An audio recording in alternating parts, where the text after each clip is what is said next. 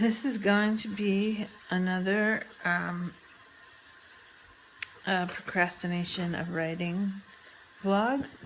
I'm struggling more and more with the will or desire to keep writing stories and inspiration. Like I know I could sit down and there's stuff I could do, and so I'm talking about like maybe it's just time to edit what I've got. But I sort of feel like the more I have, more material I have, the more I can cut away, edit. That the story that I sent you, my sister and me, like when I first wrote it, I was mostly like, yeah, it needs a little work, polishing, clarifying. A lot of things that I write, like I think are perfectly clear in my head, and then I realize they're not. So could use some fixing up, but it's a good readable story. And today I'm like, ugh, it's crap. And I've been reading the diary that includes my suicide, and it's bleak.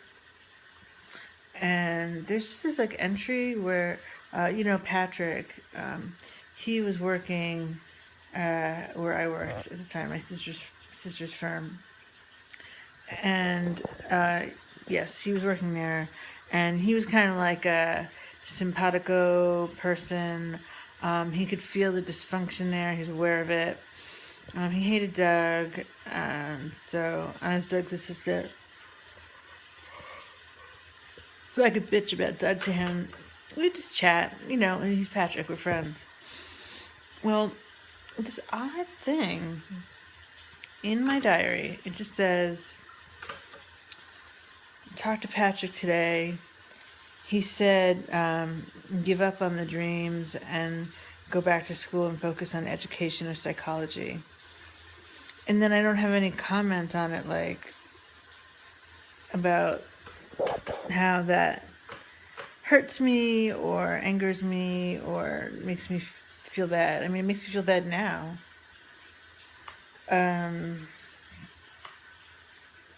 It must have stung like a bee.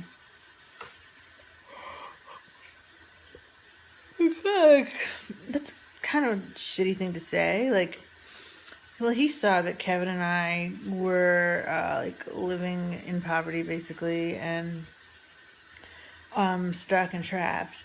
So to go back to school and get an education in something practical, yes, good advice. But give up your dream, like to say those words. Like, I could see saying you're having a hard time with the writing. Like, why don't you put that aside anyway? Like, go pursue this.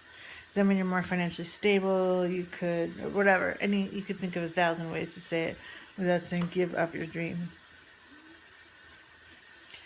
So I thought that was weird. I wonder what dreams he's given up. I saw Dr. Allen today, and like the first 20 minutes, we talked about Paul's depression, Paul's sleep deprivation, moving to Portland, like everything Paul. Meds. He's like strongly encouraging moving to Portland.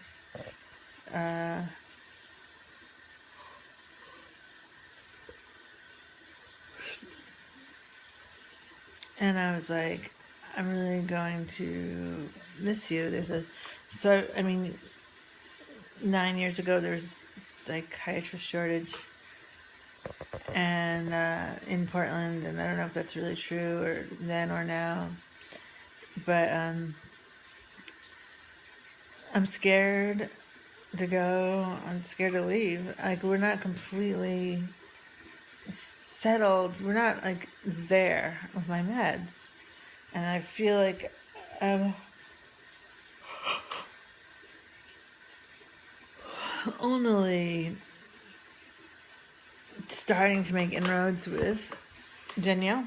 So he was like, So like, I'll give you 3 months worth of prescriptions, and you got to find a psychiatrist in those 3 months. You have to. And he's like, and also I will write basically a summary of what we've done and where we're at and what I think you need, and how you're doing on what you're on at that point, whatever it'll be. Which wouldn't be too different from what we're on now. We've been tweaking on math, adjusting levels, dosages on a few different things. So it might look different in 3 to 6 months, but it's kind of probably going to be basically the same drug. God. By the way, I'm doing laundry. So,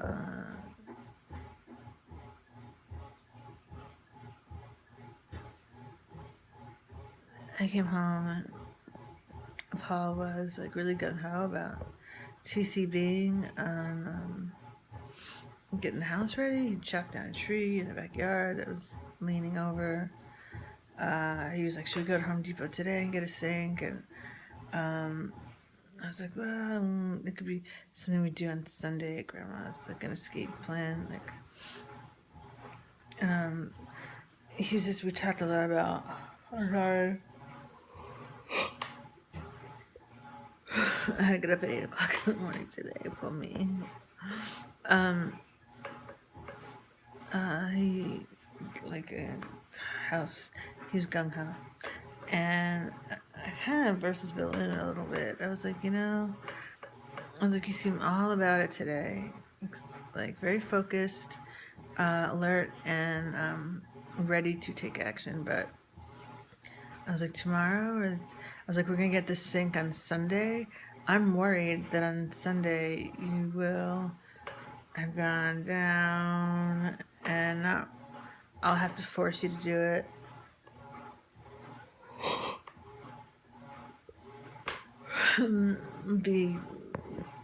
You'll have flipped. And we would have flipped. And he's like, oh yeah. He's like, you should be afraid.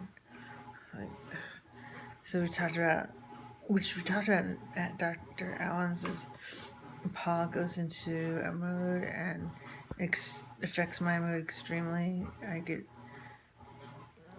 like a lot of anxiety. What the fuck? Not that tired. And I know it's unhealthy. I don't feel like talking about that. We talked about that though. God, I have nothing to say, just like I have nothing to write.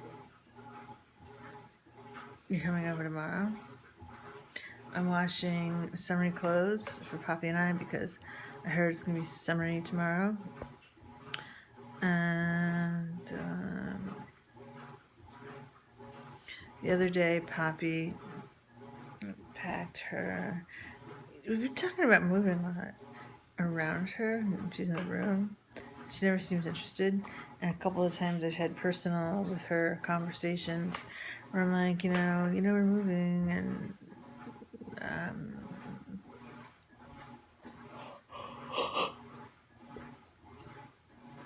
and she's usually either like, I don't want to leave this house, or I don't want to leave Grandma, or okay, great. So the other day, she packed her bag. She has a little suitcase, and she filled it with like clothes, and she's like, I'm ready to go.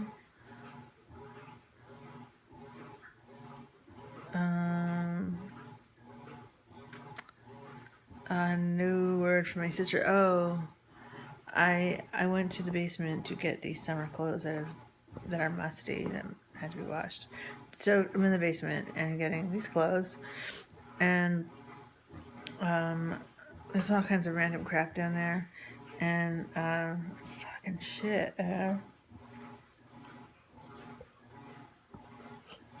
What does it mean? I don't yawn that much unless I'm doing this. I think it may be just a lot of talking.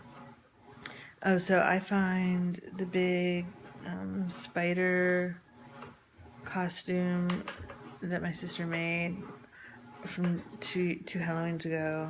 You were here, and for the first time, I had a feeling of human feeling for her. I felt sad. Like I felt sad for her. I felt sad. Like, oh, like she made that. Like she was so excited to do Halloween here, and she had like the childlike enthusiasm to make a big costume and just to make an exciting day for Poppy. And I felt sad. And I don't know how I feel now.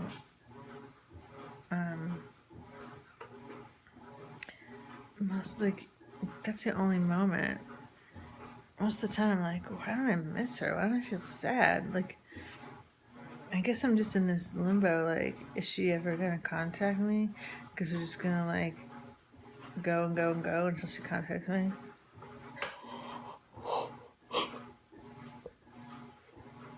And then we'll take it from there. And it's like we're at a standoff. But we shouldn't be, because those last words where I was like, I'm uncomfortable, that was her cue to pursue that. Why? So, we've been over this 1,000 times now, but the washing machine.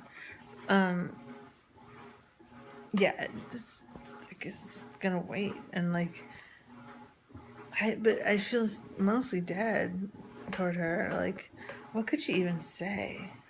And what would I say? I feel like it would be another thing like, I miss you. I can't stand this.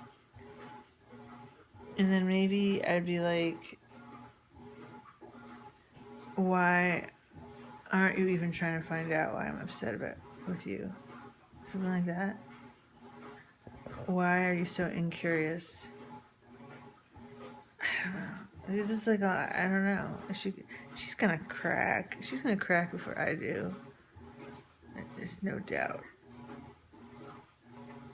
No doubt. She must be getting advice from Beast.